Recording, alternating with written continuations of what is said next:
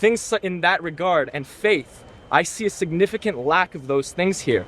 And statistically, it's been shown that 66% of students that come to college experience a decrease in their faith.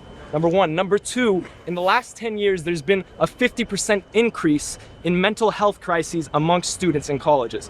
What is it about the college experience that amputates the spirit and the soul? A few things. Good question. If there is no God, morality is relative, and there's no objective meaning and purpose in life. The thing that keeps you out of depression and suicide is knowing that there is hope beyond my emotional pain. If there is no God, morality is relative, there's no objective right and wrong, therefore there is no objective real meaning and purpose in my life. So when this occurs, why wouldn't I give up, throw in the towel? Why wouldn't I be depressed? That's what Camus, Sartre, and everybody said. They said modern man and woman, they got one question to answer: why not kill themselves if there is no God? Why not be depressed? They're just being consistent.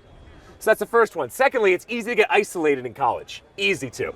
Get too caught up in just your books, and you get isolated, and all of a sudden, the nihilism starts to kick in. What's the point? What's the purpose of my life? Thirdly, it's, hey, look, recently we have found that SSRIs, antidepressants, many of them don't have the dopamine kick and the serotonin kick that we thought that they had. So there's some type of placebo effect going on in here. So what do I have to say about that?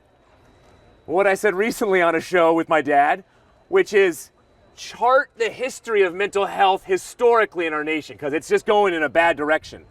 If you go back 100 years, the vast majority of our nation, over 90%, was living for God. Then it switched after a couple decades and became living for patriotism, for country. It's all about the US of A. Now it's live for self. And as soon as that switch occurred where I'm living for myself rather than upward and outward, God and nation, then the mental health crisis started. How interesting. Because we thought living for self would bring about happiness, didn't we? I wonder why. Love the Lord your God with all your heart, soul, mind, and strength, and your neighbor as yourself.